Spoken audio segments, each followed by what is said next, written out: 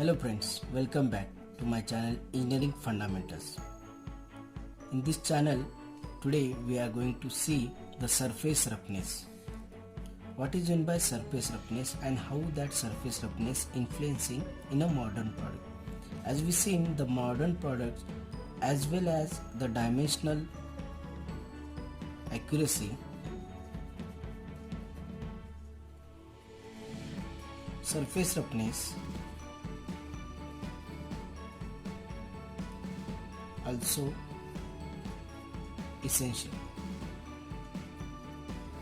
So now the modern products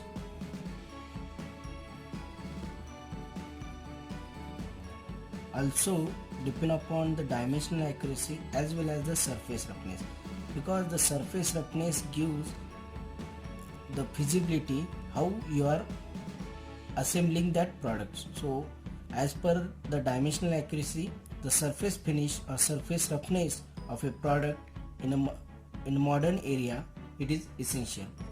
So this surface roughness is depend upon the different factors.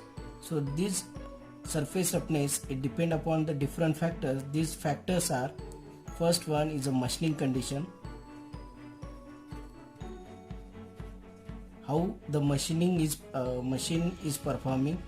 If there is some error while doing the machining, some parts are vibrating, then that will give error in the surface roughness. Second, machining parameters.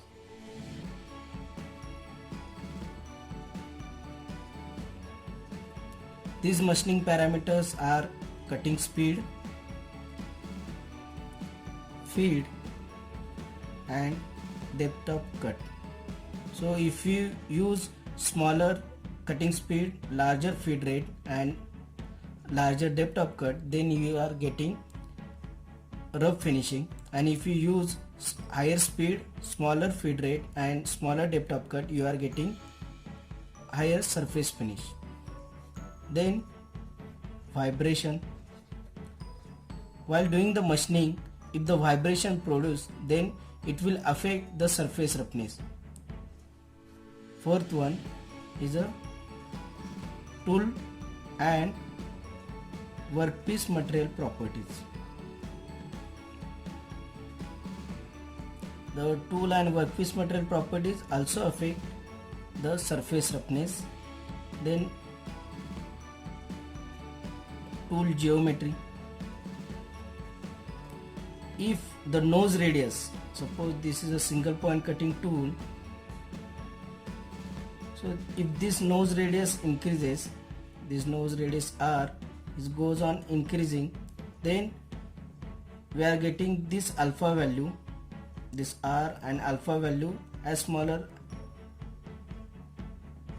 as it is, so that will increase the gap. So if you see in the surface roughness, so in this, suppose this we are going to manufacture a turn part, then we are getting this type of surface roughness. So if you take a single point cutting tool, if this R is increasing, then we are getting this RA value, surface roughness value higher, and R as smaller, then we are getting RA value as smaller. Also the side cutting edge angle, end cutting edge angle also affect the surface roughness. Then last one is a lubricant. So while doing the machining operation, if you use lubricant, that will reduce the forces which can be applied by the tool on a workpiece material. Due to that forces, the vibration will decrease, and if the vibration decrease, then you are getting the good surface finish for the product. So these are the some factors which are affecting on the surface roughness. Now we are going to see what are the different indication due to which we are representing the surface roughness.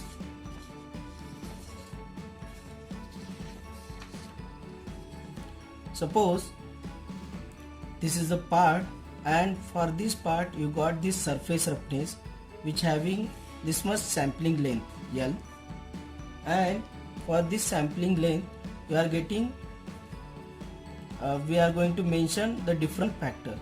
Now you can see this is the form of surface you are getting to the reference surface. To the reference surface you are getting this type of profile. So first we are getting, or we can mention in a surface roughness is as a roughness of a part. Roughness of a part. So if we are getting this type of profile, then roughness we are getting based on the peak and valley height. Suppose this is the peak and this is a valley. So in the form of peak and valley we are getting the surface roughness. Okay, this surface roughness, how we are getting? We require the ideal surface, that is a smooth surface, in this fashion. See, this is the ideal surface we required, or it is called as a smooth surface. But if you are seeing any machining process, while doing the operation, the three factors which are affecting, that 3 M's, man, material and machine, due to which we are not getting this ideal or smooth surface. In naturally we are getting the peak and valleys to the surface, that is a natural surface we are getting, which is called as a rough surface. So in a microstructure, if you are seen, we are getting the peak and valleys in a natural fashion, which is the rough surface. We require to obtain, while doing the machining operation, ideal surface. Suppose this is the paper. On this paper you can see the smooth surface, but if you see in a microstructural view, then we are getting the peak and valleys formation, which is the natural or rough surface we are getting.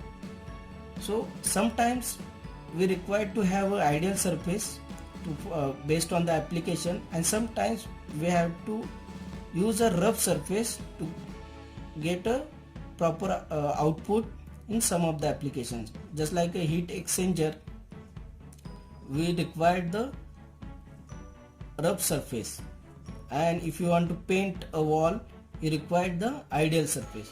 So these are the two surface we are getting, ideal or natural. So this is the peak and valley, and in this, if this form you are getting, it is called as a roughness, and this is our roughness height, RH, and from peak to consecutive peak, that is roughness width.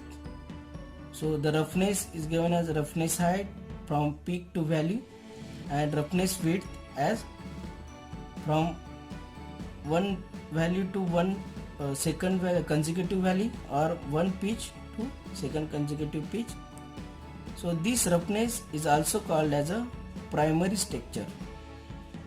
Primary structure. So this is the roughness. Second one is waviness. Form of waviness we are getting. So how we are getting? If you are seeing the natural surface, we are getting in the form of wave. So this wave we are getting, then this is our peak and this is our valley. Then from this peak to second consecutive peak, this is a waviness width,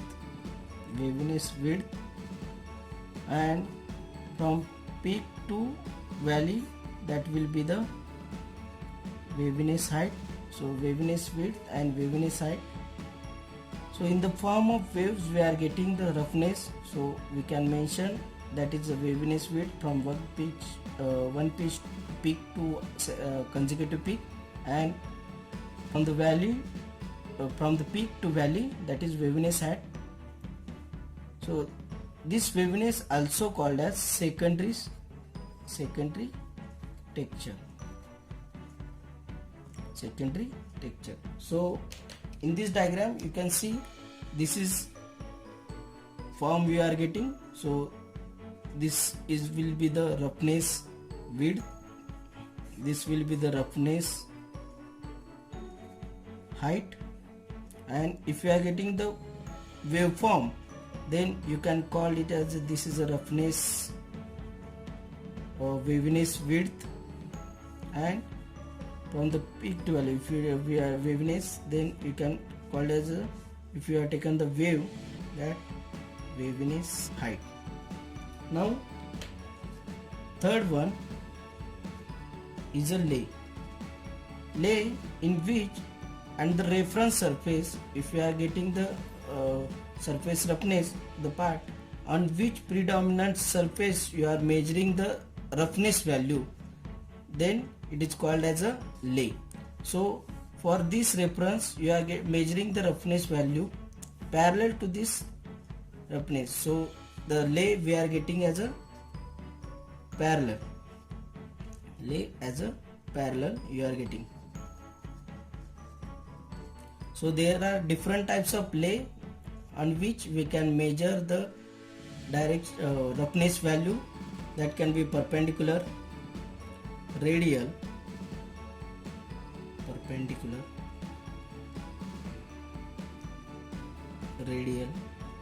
radial direction, then angular, multi-directional,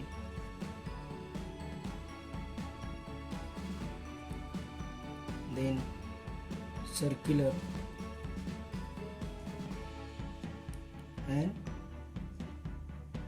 circular direction.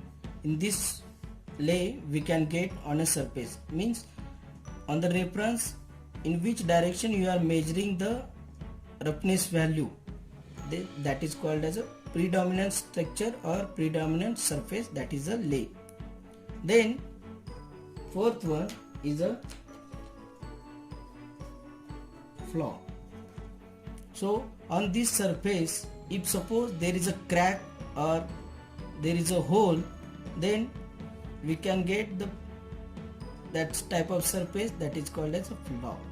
So whenever you are doing the machining operation, if there is a blowhole in the casting, and while removing the material from the surface, then that blowhole can be appeared and we are getting this type of crack or scratches, so that is called as a flaw.